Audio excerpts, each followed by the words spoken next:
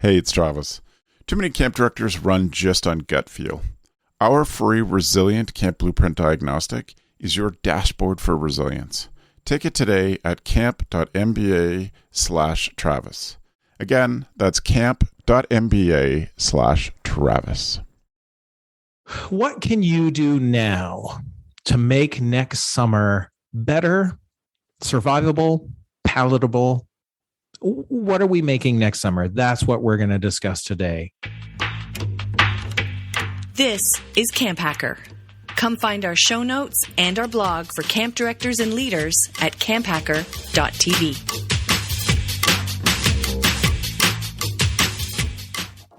This episode of the CampHacker podcast is brought to you by UltraCamp. Wouldn't it be refreshing if your registration software gave you more time? With UltraCamp, you can track attendance, manage staff applications, streamline registration, and much more. Get back the time you need to focus on what's really important, camp.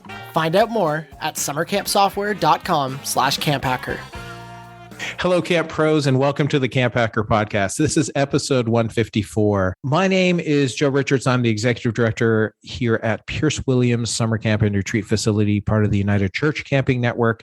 And I'm joined by our co-host today. So, hi, everybody. My name is Chris Hudson. I'm a social worker and one of the directors at Camp Highlight, a camp for children from LGBTQ plus families.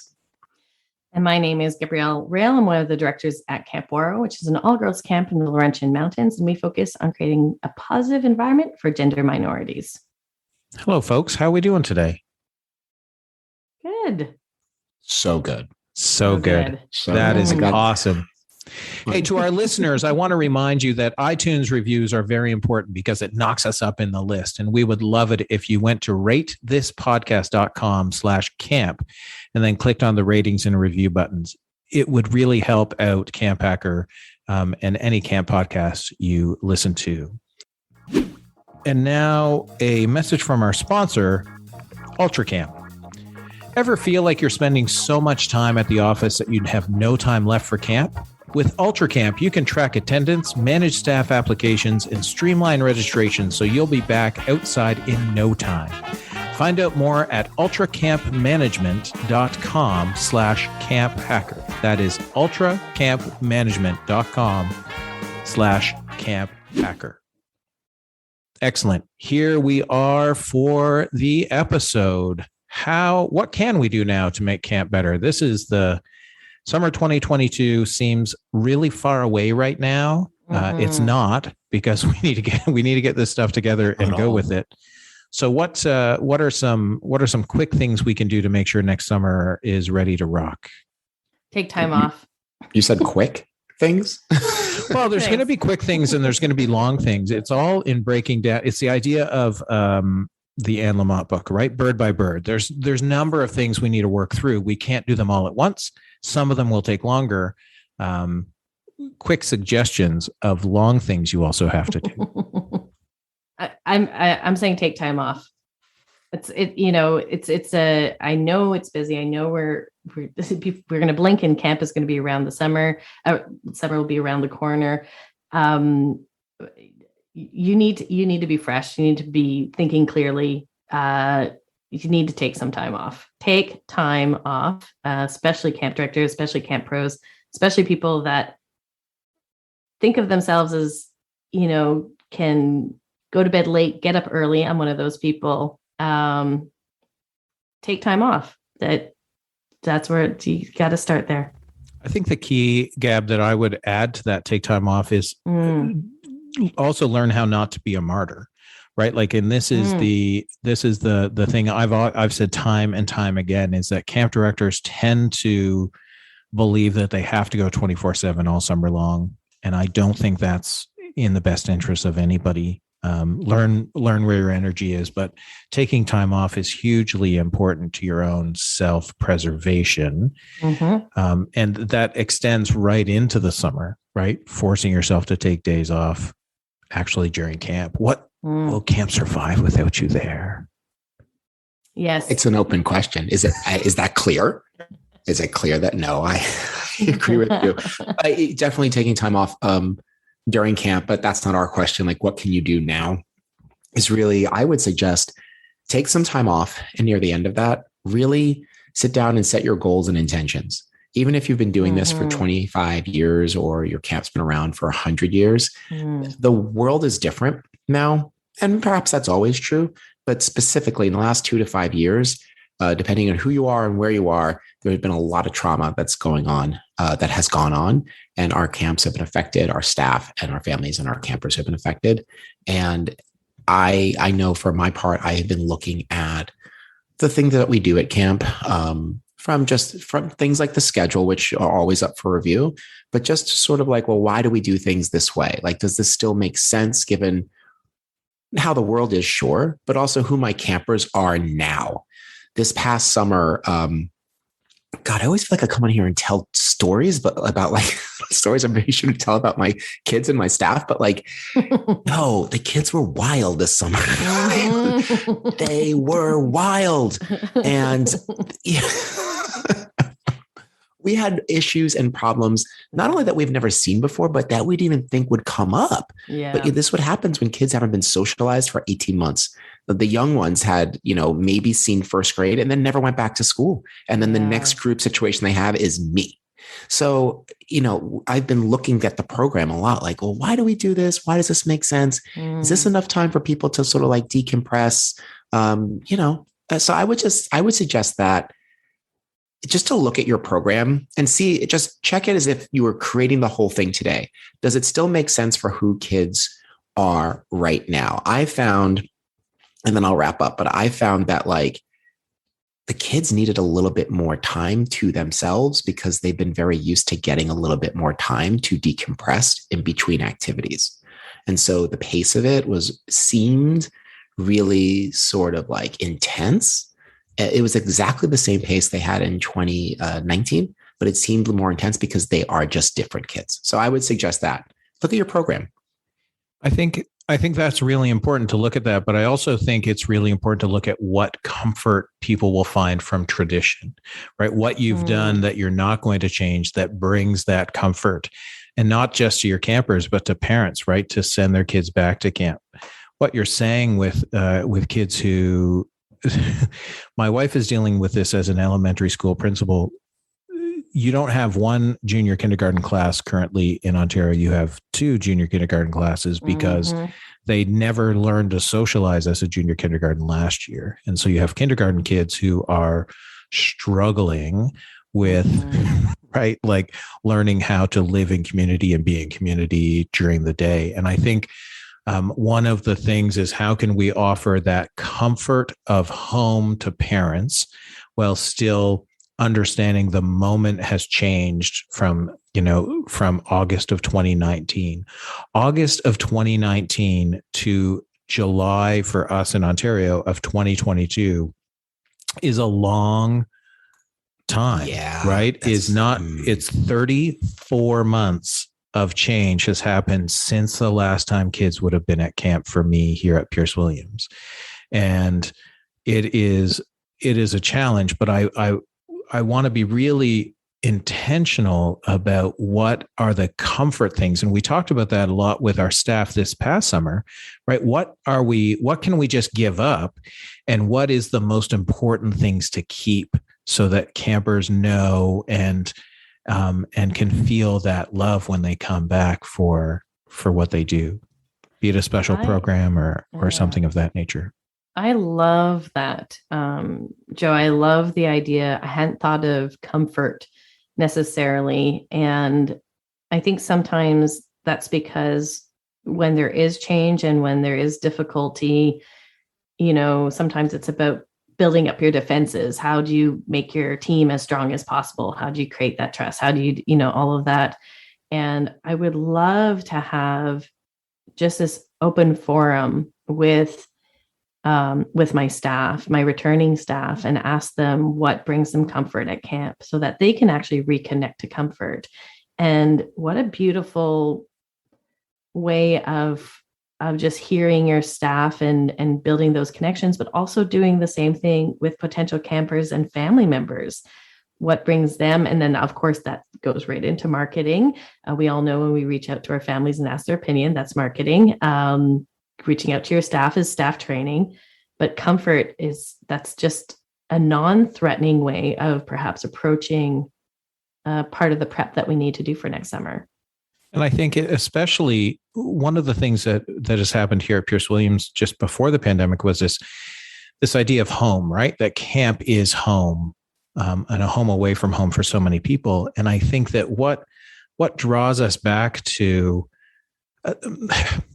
some of us don't have a home to go home to, right? Like once you become of a certain age, right, that your home is different, and the place where you grew up might no longer exist. But camp to a lot of these people is to the staff, to the campers, and to the parents, right? A place that is safe. And I think that it's funny because we don't, in getting ready for the summer 2022, as with every summer prior to this, I will make changes that I never communicate to the parents or the staff or the campers, right? Like we'll make changes and people say, well, how are you going to tell parents you've changed that? And I was like, I'm not.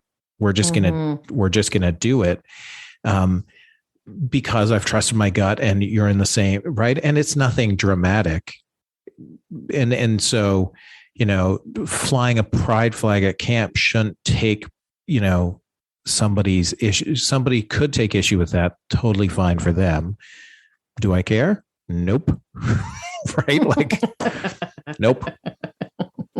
Love that energy. That's a Joe energy. Truly. I love the point that you're bringing, though. Is sort of like, I love this concept. It feels like we're moving it to like its own topic, but like they're revisiting and producing the idea of home for our staff and family and campers, and trying to create a constant in a world that has been a little chaotic. I love that idea. And also the fact you bring up communication, Joe, I think is really interesting to me, because I think about how many times we change things at camp and we actually don't let the parents know. Like camp, for better or for worse, has been a little opaque for parents. They know what we tell them should there be a challenge or a crisis. They know what the kids report home, which is usually, we didn't do anything, kids are. But it's something I've been thinking about going into next year, is that the parents who've had their own issues with disconnection and feeling like a comfortable place, I just wonder if that's part of our whole camp community thing, if we can't bring them in more through better communication about how and why we do the things that we do.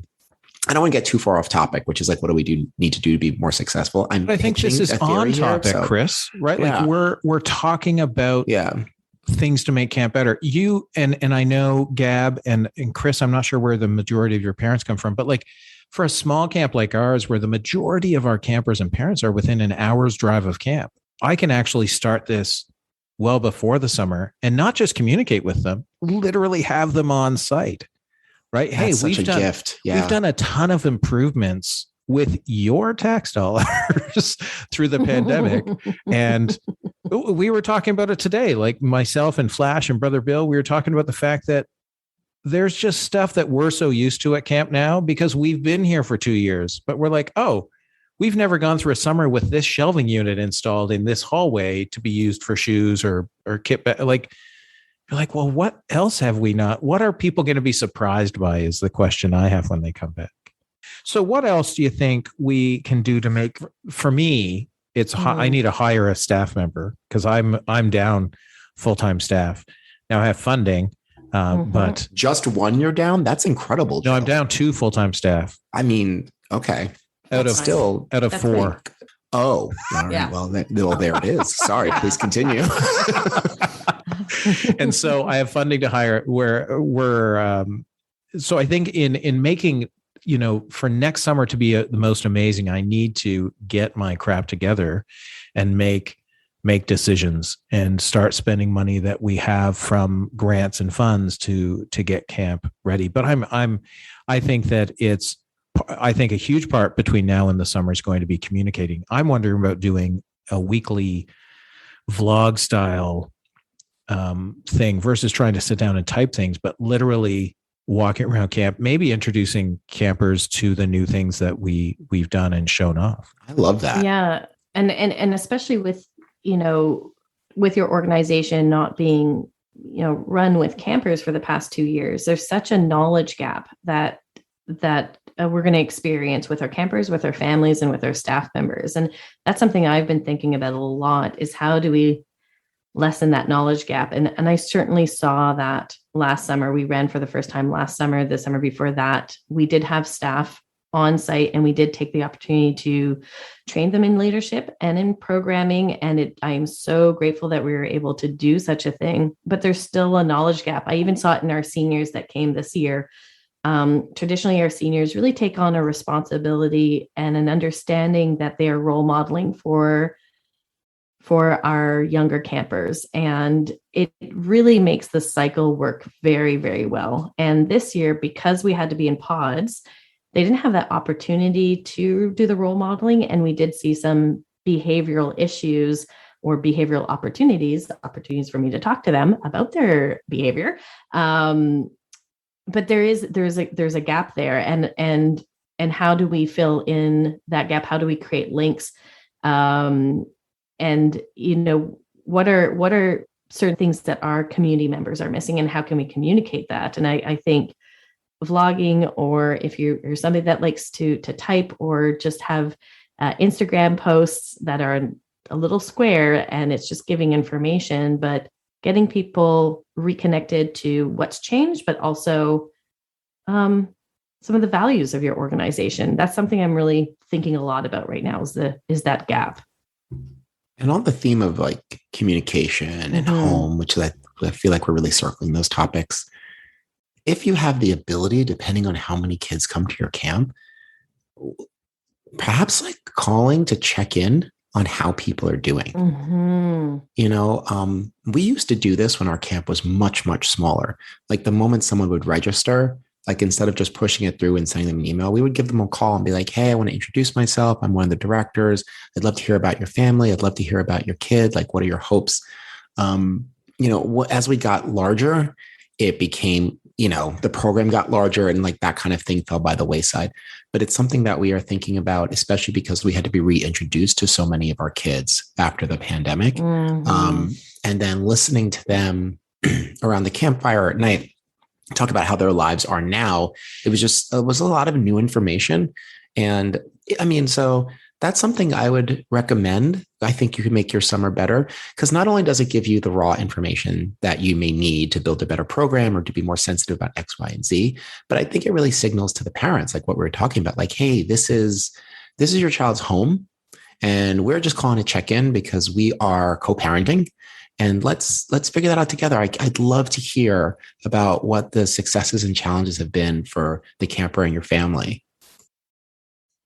And think about how many campers have aged out of your program, right? This is the thing. So for us, those campers who would have aged out and become CITs, counselors and training, or staff, have we lost them forever, right? Like this is where you can revisit our last episode about staffing to talk about staff, but the idea of that aged out component and where are our staff from 2 years ago, from 2019 for us at Pierce Williams, right? Where are they now? And are they at all in a mindset where they need to get back to some normalcy? And what we experienced last summer when we tried to hire staff and the staff weren't running camps, was that what they were looking for was a normalcy of camp. And when we looked through the guidelines that our province, the province of Ontario, had set up for running camps, there was zero normalcy about it, right? Like there would be, the way we do our choice-based programming would not have been able to happen, right? You would have had to go back to cabin programming and pods and all of, and so I think our staff, and I think that's the struggle that my staff certainly would have had this year and have felt, is that it's not, even if they came to camp, it wasn't going to be normal. And I think that's where the best thing we can do, one of the best things we can do to get ready for next summer to make it most successful, is figure out what normal is. Not, as Chris said, not that we have always done it this way, because I'm reminded that always is a short memory, right? Always is I have staff who, staff, as we know, they're limited time at camp, right? 2 years, 3 years. And they're like, well, I've always done it this way. Pierce Williams has always done it this way. And as someone who's been here for 17 years, I'm just like, nope, we started that 4 years ago. Yeah. And if I want to change it, you know what I'm going to do? I'm going to change it, because just because your always isn't my always. And I think that's the key. And going forward into the summer 2022, it's figuring out, as Chris said, it's a different time than the fall, than, August of 2019. Lots of stuff has changed, but knowing what are always that we need to keep and being aware of those things is going to help the summer 2022 be more amazing for me. I love your always is not always my always. It's like common sense. Your common sense is only common to your life experience, right? So I'm going to say the obvious thing, just to get out of the way. What do we need to do to be successful next year? Start earlier. I know you're busy. I know, depending on what country you are, Thanksgiving either just happened or it's coming up. Christmas is around the corner. I get it. Like, we're all busy, but like, I'm just going to tell you the same thing your sixth grade teacher told you. If you start this project early, it will be easier on you. So that's whether or not I do that is not material, listener. I'm just saying, just giving that to you. See? So you're saying, let's be less reactive and be a little bit more proactive. Thank you. But yeah, I mean, I'm making a joke of it, but the truth is that we're like, just start. It's going to be harder. I don't want to scare anyone, but this year is going to be harder. Like, Joe, you haven't run for 2 years. Like, this is going to be, this next summer is going to be one of the hardest things that you've done. Not only that, I have no one experienced in the role. Right. I don't have a camp director. I have me, which could be challenging. And you talk about people aging out, like people aging up. Like we spoke earlier about like role modeling. We have this big role modeling thing that happens at Camp Highlight. But now suddenly our juniors became seniors and they just didn't have the training. They weren't prepared to role model for the rookies. And the whole system just kind of like began to crumble in. And that's just 1 year off. Everyone was suddenly 2 years older. I'm off track. I want to get back to my original point, which is just start a little earlier. This is going to be a harder summer. You're listening to this right now in December or whenever it is that this airs. Just start something. Grab a clipboard, jot down some ideas, like start. And if you were to start something now, Chris, what's something that you usually tend to start, let's just say after the winter holidays? What's something that you would like to Great start question. earlier? I mean, we already went on for an hour about staffing, so I'm going to move that to the side. Schedule and activity review. That's something that we tend to wait until later. And we tell ourselves, well, we have to have the staff in place first. So let's do it in the spring. But honestly, just coming off of a family camp that we did, like we had a huge staff meeting and we went through every single thing on the schedule. Did it work? Did it not work? And I already updated the schedule for next year. It took me 2 or 3 hours. It's done though. And, could I have done it? Can I do it next April? I can, but it's done. And I feel better. It clears the way to do all the other hard stuff that's coming. Yeah. And some of us, maybe not in this room, but perhaps also in this room, need that incentive of that emergency feeling to get things going. And, there's tricks to plan meetings with people, and you have to present this information. So you're not just relying on your own calendar, but whoever scares you a little bit, make sure you plan the meeting with that person. So you have to present. I think with starting early and on that theme, it's also setting realistic expectations for what your summer might look like. And that, whether you ran for the past 2 summers or not, I think there still is a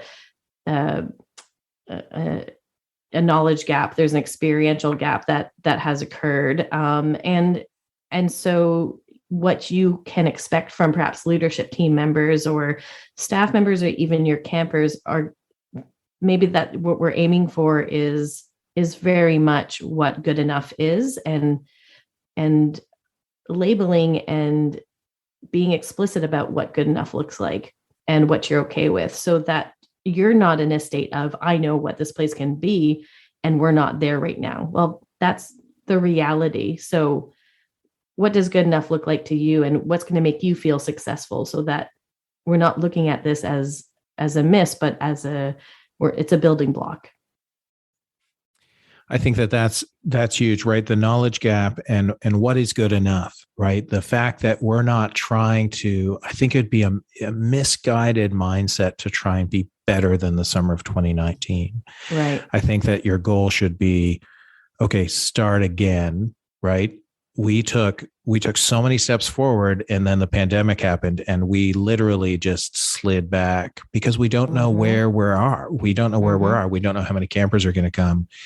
But the idea of good enough, and one of the things I'm focusing on, knowing that I'm going into an entirely new staffing structure for my full-time staff, and my camp staff is going to look different because of the new staffing structure. This idea of finding people who need to be at camp because it will give them that feeling of home, who are old enough to be a summer camp director as a student position, right? So a university, and the United Church of Canada is famous for this, or infamous, depends on who you, but like hiring just summer camp directors for 4 months or 5 months.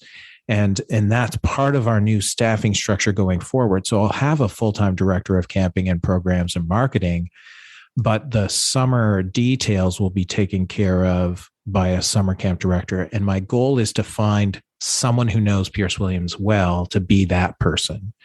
And I literally was on LinkedIn yesterday posting the job and thought to myself, oh, well, who can I recruit now? Who can I go out to lunch with now to get them on site and on board and go from there? There's a lot of moving pieces, as there are every summer. I just think now, getting ready for a summer that you don't quite understand, it's going to be a lot more moving pieces. Making a list. I think that's the one thing you can do right now to help yourself, is make a list, right? Because it helps to do things. And I'm still surprised 30 years or 25 years into my camping journey that summer camp sneaks up on me every summer, right? Like there's stuff that I'm supposed somehow. Oh my God. Did you know summer comes right after spring? It's like surprises the ninja me every year. It's like the ninja of things. Summer camp is like, it hides in plain sight. Like it's all, I spoke at a church last Sunday and I was like, it's all I think about. I think about camp, and it still sneaks up on me. And you're like, you get to June and you're like, oh, I need to brand 200 tree cookies for my camper appreciation stuff. Like that's something I could go home right now and do. That's the way it goes. By the time we finish this recording, it will be May. And we'll be like, what happened? Did you guys, what happened, you guys? It's just the time went. One other thing, I just want to throw this in. It goes back with my start early and review your program. I always want to say this. I always want to put this out there, is that look around at who you're serving and think about who's not there, and then why. Absolutely. And be really thoughtful about that. Like if you live in a really diverse community, or if you live in a community with like a large Asian American, Asian Canadian population, but none of them come to your camp, just think about that. Think, well, what is it? Is it something you're putting out there? Is this a time to look at your website, your materials? Just think about who's not there, who's not. And also, very important, with your leadership team, ask yourself who's not at that table. Look at your staff, look at your leadership team, and ask yourself who's not at that table. And I think that's such a nice tie-in to the comfort piece. Because if you're making things comfortable for a specific group of individuals, it's a very high chance that you might be also alienating individuals that will 100% benefit your organization, and they'll benefit hopefully from you as well. But there's a comfort piece that is lacking when we don't have different people at our camp. And it goes to the idea that, my always is different than your always. My comfort is different than your comfort. Exactly. And this is where, as the executive director of a camp and retreat facility, this is where we wonder about retreats returning as well. And those groups tend to be the more diverse groups that use Pierce Williams as opposed to our campers.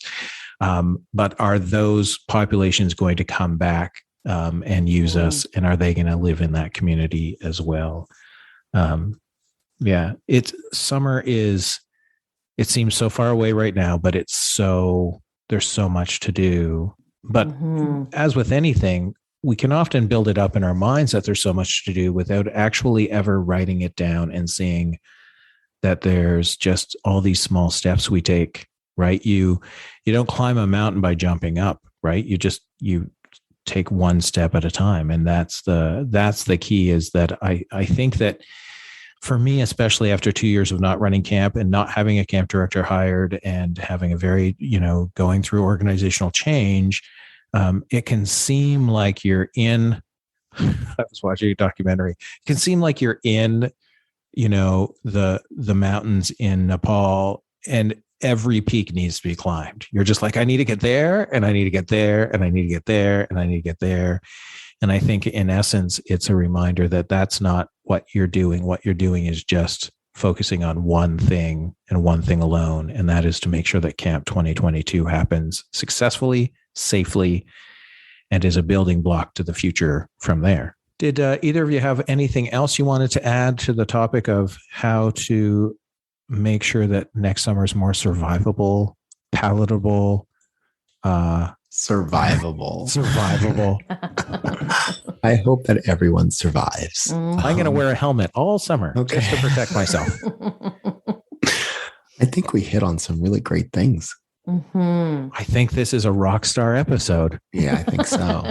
I'm going to say that out loud to you, listener. I think this is a rock star episode. Good one. And take it seriously. I think, just in conclusion, I think that, listen, let's be honest. We have this conversation with ourselves every year, right? It doesn't have to be a worldwide pandemic for us to be like, well, what can we do to make next year more successful? Right. We make a list. The other thing you can do to make next year more successful is like really follow through. Really follow through and sit yourself down and ask yourself why you can't start earlier. Because I'm going to suspect that you can. And whatever barriers that exist, whether or not you can overcome them, you need to know that they are there. Because it's probably not just impeding you here, it's probably impeding you in other places in your life. That's as social work as I'm going to get today. Yeah, I think there's a lot of pressure that we put on ourselves as camp directors to do all of the things and know all of the things. And I hope that in this podcast, you can pick out some of the things that speak to you, and other things that don't, then you can leave them on the side. But the truth is having a little time to reflect on what you need to do and how you can get it done. And that's not going to be exactly perfect. And letting that go is also going to hopefully help your summer feel like a successful one. Yeah. What is good enough? And what's good enough? And I don't want to underplay, and I want to make sure that anyone who's listening hears this. I don't want to underplay how doing something small can mean something big, right? Yeah. So I was saying just before the episode, if you're watching on YouTube, you get to see this, but I'm putting up new signs for our cabin numbers because we painted during the pandemic, we painted cabins and took them down. And I think the other ones are crap because they're a graphic design I did in 2008. And so, but it's a small things, right? It's small things around camp that people may or may not notice, and don't forget that it doesn't all have to be large. You can take those small things as well. So excellent. I believe now it is time for our tool of the week. Tool of the week.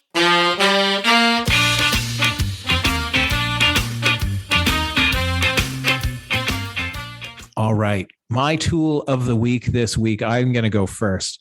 My tool of the week is a speaker. It's a Jabra 510 wireless speaker. It can be wireless or it can be plugged in.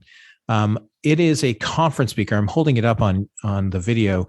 It's a conference speaker so that it can be in the center of the room and hear everybody and be the microphone for everybody, but also be the speaker for everybody. And so we had purchased this prior to the pandemic as camp, so that when we did board meetings, we could invite people from farther away to be at our board meeting. So we have the Zoom, we have the camera for the Zoom meeting, and then we have this sitting in the middle of the table. It is wireless as well, where you can connect it with Bluetooth. And so on your phone, it's brilliant if you want to set that up. But it is it's not inexpensive. I think around 140, 150 bucks Canadian. I don't know what that in America. I think that's $10. But it is a Jabra 510 wireless speaker. Gab, what is your tool of the week? My tool of the week is 5 different Instagram feeds that you can follow that are part of the camp community that I think are doing brilliant work and are pushing our industry forward. So for me, Pride Camping, check them out. The Summer Camp Society, S'more Melanin, Oars, and Transplanting. All these individuals, all these people that are working to make our industry more accessible, more inclusive, talk about equity, diversity. This to me is, I'm constantly looking for information to educate myself. But the fact that this is all camp specific is such a gift. And I am a better camp director because of all of these Instagram themes and associations. So I want to say thank you to them, and please do follow them. Awesome. All right. So I'm gonna make a right turn. So do you watch TV? If you're anything like me, you do. I end up watching a lot of TV since DVRs have become a thing of the past, at least for me. Sometimes I lose track of where I am and like the multiple storylines that I am tracking. And so I recently got this app called TV Time, and it's definitely for Android. It's probably for iPhone. And it's just a way, it's quite simple. It's just you tell the app what shows you're watching, and it will just let you know when they're on. You ask me what any shows I watch, what night they're on. I have no earthly idea. I only know when the app tells me like, oh, you have an episode of Great British Bake Off to watch. I'm like, oh, no way. You can check it off, like check off which ones you've watched. It will make recommendations for other shows you might want to watch. But the best part is that like for every episode, you can like leave comments and comment about like what you thought about what happened on the episode. And unlike, the other cesspools of the internet where everyone just hates everything all the time because that's really fashionable for some reason, people tend to really enjoy the shows that they watch on TV Time. And 90%, 99% of the comments are really positive. And it's nice. Just, I know. Oh my God, could you imagine how novel that must be?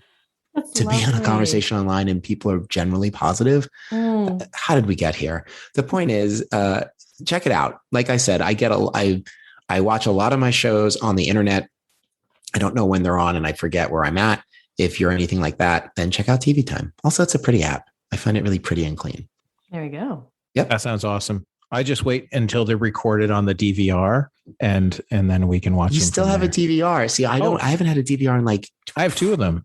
And 15 years. And they it is what it is. We live in the country, so you can't have great internet. I see. Yes. Gabz, if people want to find out or reach out to you, how can they do that? They can see where I work at waro.com, contact me at info@waro.com, OUAREAU, or they can follow me on Instagram at Gabrielle Rail, and Rail takes 2 L's. Thank you. Chris? You can check out what I'm doing with my life by going to Instagram at Camp Highlight or www.camphighlight.com. If you want to slide into my DMs, check it out at Planet Chris 1, the number 1. Awesome. Thank you so much. And if you have any questions or want to reach out to me, the best way to do that is over email, joe@yoyojoe.com or joe@campisbetter.com. Both of them work. That is our episode for this week. Thanks so much, friends. And we'll see you again in a couple of weeks. The Camp Hacker podcast is brought to you by Beth and Travis Allison, summer camp leadership training and marketing consultants. Thanks for listening. Camp Hacker, bringing your world into focus. Hey Camp Pros, we love that our industry is built on sharing. In order to foster that spirit, we hope that whenever you share an idea that you learned from the CampHacker podcast, conference, summer camp professionals group, or wherever else, that you're quick to give credit where credit is due. That way, we can all encourage more Camp Pros to share the tips and tricks that will make camp better. Hey, it's Travis. Camp directors often tell me they're just too tired to take on anything new. That's exactly why my free Resilient Camp Blueprint Diagnostic exists. It doesn't add work, it shows you progress. Quick, free, repeatable, you'll know if your systems are paying off without the guesswork. Try it today at camp.mba/Travis. That's camp.mba/Travis.